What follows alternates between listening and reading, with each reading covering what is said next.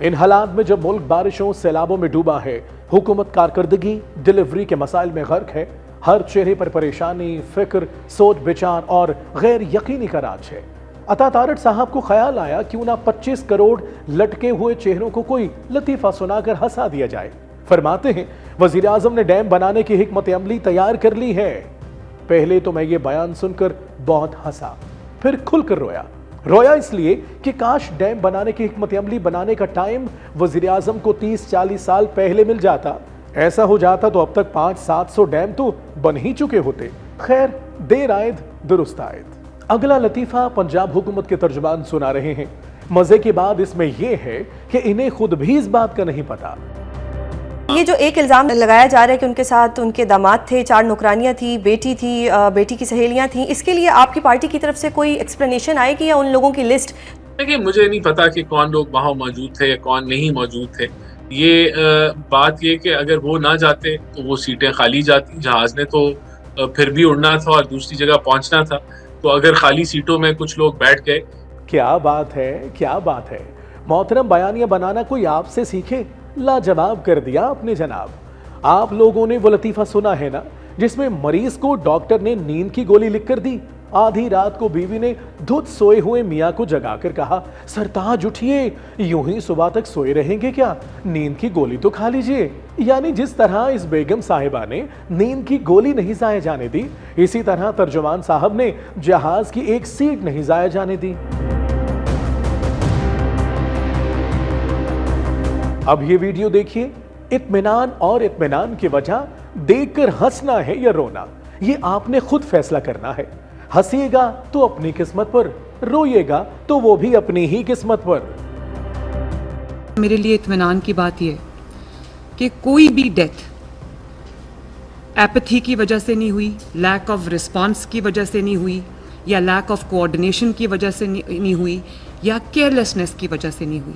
मतलब लोग मर रहे हैं तो ये इनकी तकदीर है, हमारी तरफ कोई उंगली ना उठाए, हमारा इसमें कोई अमल दखल नहीं। ये एक और वीडियो लीजिए।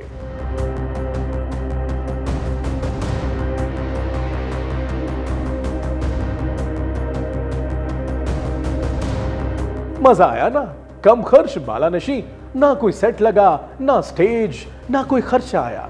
2 मजदूरों ने बैनर पकड़ा, कैमरों की खिड़क खिड़क हुई और मुफ्त में इफ्तिताह हो गया। मरियम जी भी खुश, यूनिसेफ भी खुश। ओहो, ये बीच में नदीम मलिक मूड खराब करने कहां से आ गए। खैर सुनिए। अव्वलीन रियासत की जिम्मेदारी यही है कि लोगों के जानो माल का तहफ़्फ़ुज़, तो जानो माल का तहफ़्फ़ुज़ अगर नहीं है, वही अगर कंप्रोमाइज़ हो रहा है, तो फिर तो आप अपनी ड्यूटी अदा करने से कासिर हैं। और पंजाब हुकूमत मुकम्मल नाकाम है और वो यूं हाथ ला के तस्वीरें खिंचवा के साथ कैमरा टीम ले जाके, उससे लोग नहीं बचते, काम करना पड़ता है अमली तौर। सुन लिया, हमने नहीं सुना नदीम मलिक ने क्या कहा है। जिसने सुना है वो पंजाब हुकूमत को जगाकर सुना दे, अगर जाग जाए तो।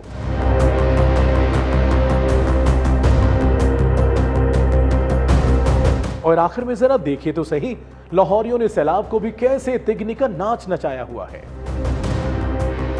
जी नाजरीन, इस वक्त आपने सैलाबी सूरत हाल देखी। तकरीबन कोई 2,10,000 क्यूसिक फीट का जो दरिया है वो बह रहा है। उसका पानी दरियाए रावी में इतना पानी मौजूद है, लेकिन ये लोग लाहौरिये माशाल्लाह इंजॉय करने के लिए यहाँ पर आए हुए हैं, टिकटॉक बनाने के लिए और दूसरी चीज़ें बनाने के लिए आए हुए हैं।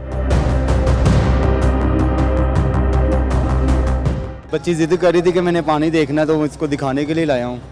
पब्लिक इस वक्त खड़े हुए हैं एक साइड पे, जैसे पब्लिक सारी खड़ी है, हम भी वैसे ही खड़े हैं। देखने के लिए आया हूँ ना कि देखूं कि क्या लाहौर वाकई ही डूब रहा है या सिर्फ हमें सुनने को ही मिल रहा है कि लाहौर डूब गया, ये हो गया, शादरा डूब गया। मैं कहा देख के ये दरिया की सूरत हाल सारे कहते ना रावी चढ़िया, बाकी ठीक है। ਤੁਹਾਡੇ ਕੋਲ ਕੋਈ ਹੈ ਮੈਂ ਚੀਜ਼ ਕਿ ਲੋਕਾਂ ਨੂੰ ਬਚਾ ਸਕੋ ਜਾਂ ਆਪ ਬਚ ਸਕੋ? नहीं जी, ਅਸੀਂ आपको नहीं बच सकते, ਅਸੀਂ तो आप डरे पे हैं भाजी। देखिए जी, मैं यहाँ काफ़ी देर से खड़ा हुआ हूँ और मैं सब लोगों को देख रहा हूँ। इनको चाहिए कि इसको पिकनिक पॉइंट ना बनाएं। इन लोगों ने इसको पिकनिक पॉइंट बनाया हुआ है। देखिए उनका कितना दिल दुख रहा है। जिन लोगों का खासा नुकसान हो चुका है, जानी भी और माली भी, उनका कितना नुकसान हो चुका है। लेकिन मुझे आप बताइए कि आप यहाँ पे क्या कर रहे हैं? देखिए मैं भी फ्लड देखने आया हूँ, मैं यहाँ पे क्या करने आया हूँ। आपको खुदा न खास्ता कोई नुकसान हो जाए तो उसका जिम्मेदार कौन होगा? हुकूमत होगी। Talk is live, like share subscribe कीजिए, क्योंकि सच वही जो हम बोले। Talk is live.